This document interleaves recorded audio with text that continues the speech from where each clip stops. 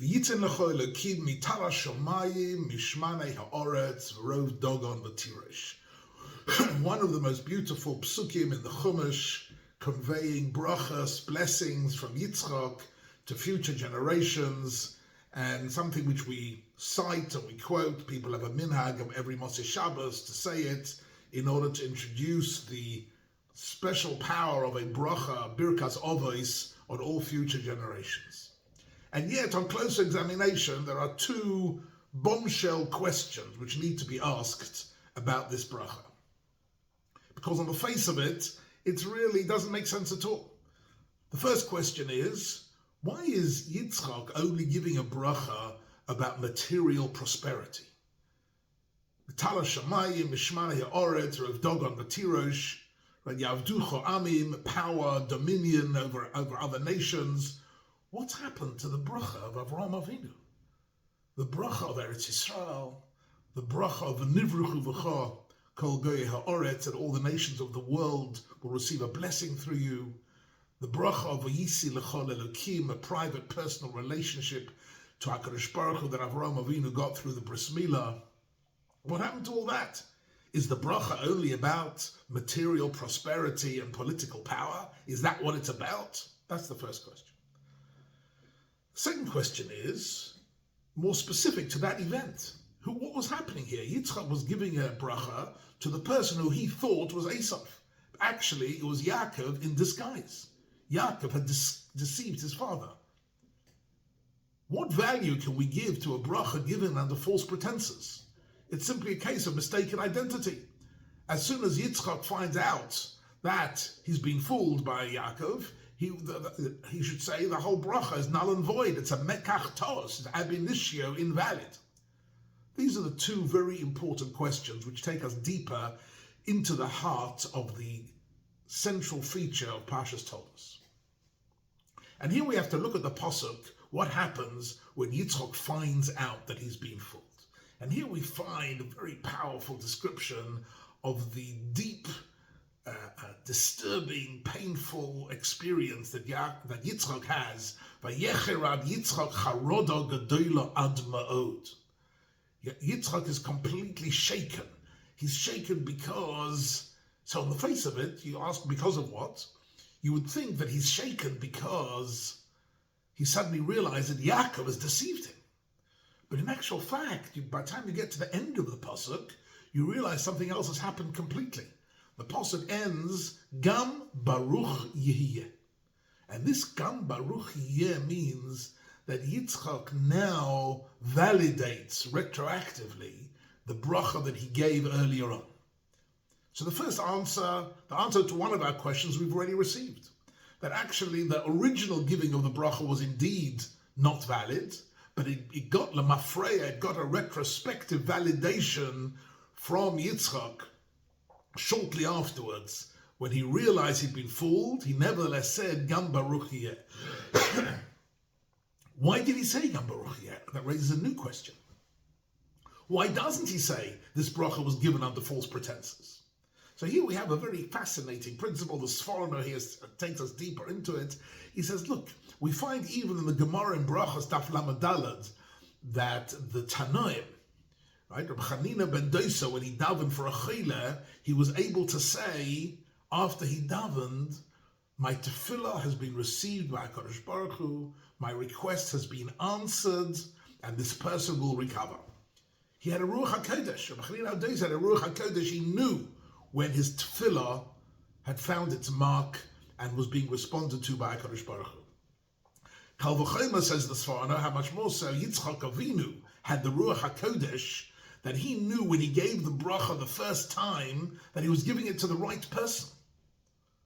Right? Even though it's true that there was a case of mistaken identity. He thought it was Esav, but actually the person standing in front of him was Yaakov, and Rashi in fact says that when Yaakov came in, Nichnas imo reach gan Eden.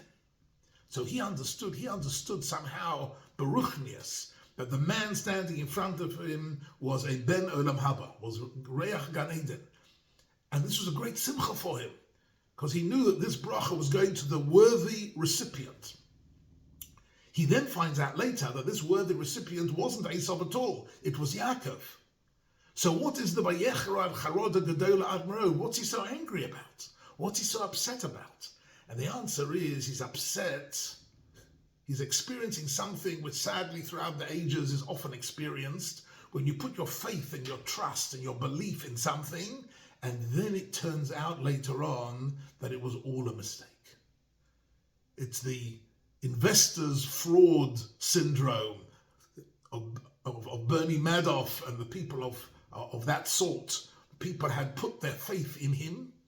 People had put their life savings in him. People had put institutions and pension funds and whatever it was, had invested enormously in the trust of this person. And then it turned out that they were wrong. This realization, this sort of light bulb moment is crushing. Suddenly to realize that for many, many years in your life you've been fooled. Suddenly Yitzchak realized, if it's true that Yaakov was the worthy recipient of this bracha, that means I've been wrong about Esav my whole life. His beloved Esav, who he had always hoped for, would be part of the future of Klal Yisrael going forward. How did he ever think that? Let's have a look a bit more closely at that. And this I'm using the Malbim now primarily, but the Sforno as well. The Malbim and the Sforno both say that Yitzchak understood completely that Esav was a man of action. He was a man, Ish Soder, Yodea Tzayid, he was a warrior, he was a fighter, he was a hunter, he was a man of power and strength, and he wasn't at all a spiritual individual. Right? So what did he think Esav, what role did he think Esav was going to play? So they both say the same thing.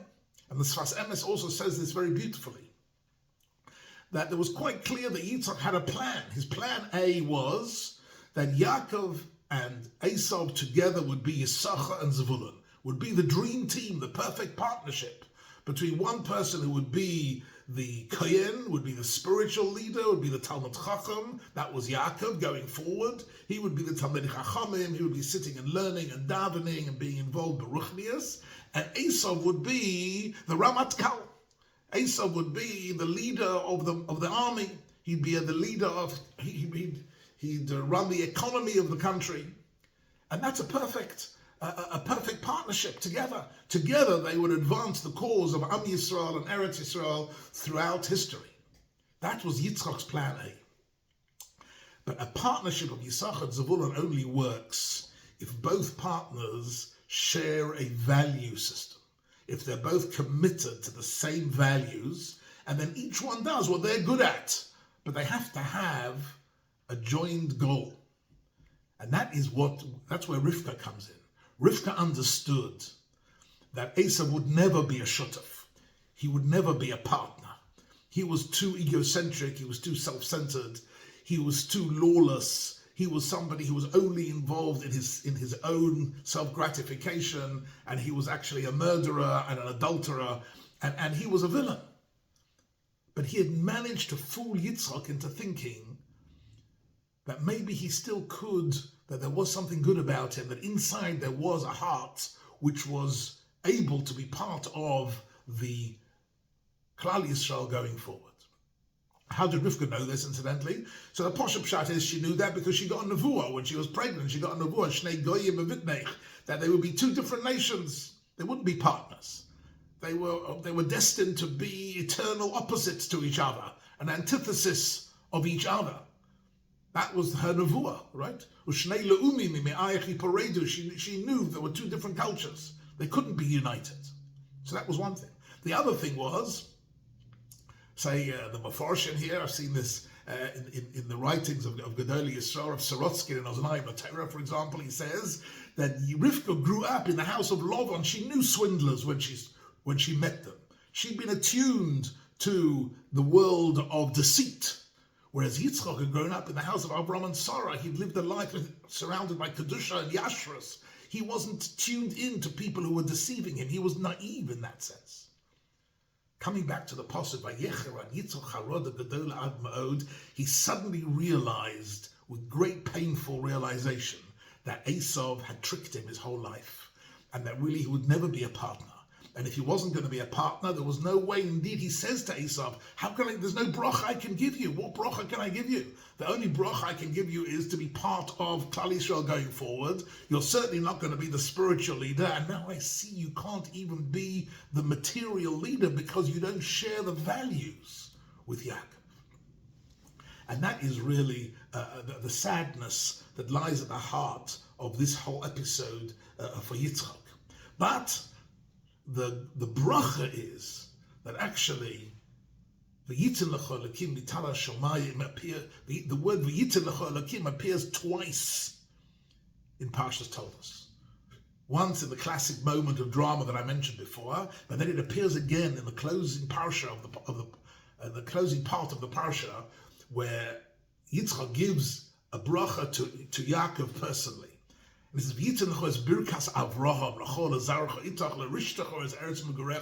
he gives to Yaakov the bracha of Eretz Yisrael, the bracha of Lachnisa Bivrisa Shel Avraham Avinu, the bracha of Vayisi L'chol Elokim, all the spiritual and national beauty of Klal Yisrael, he gives to Yaakov. Says the Malbim, he always intended to give that to Yaakov. There was never an intention to give that to Esav at all. Esav would only get mitala shamayim mishmanei ha'oretz. That's what he would get.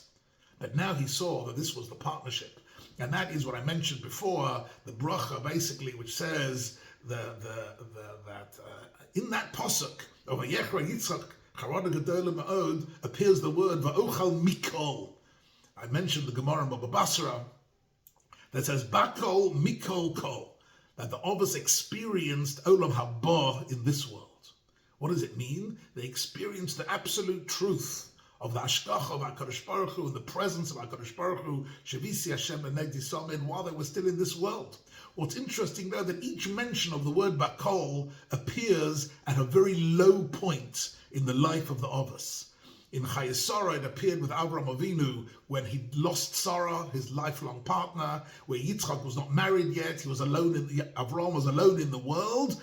Vashem Berach as Avraham Bakol, he nevertheless experienced fully the presence of HaKadosh Baruch Hu and the Tam Olam Haba. Similarly with Yitzchak here, by Yecherad Harada Gedola, this crushing moment of realization that he'd been wrong his whole life, he still understood that this was part of the divine plan leading us towards the Geula. And similarly with Yaakov in Vayishlach, when Yeshli Kol, he's in a moment of Vayira Yaakov mode, he's standing in fear, thinking that Esav is going to kill him.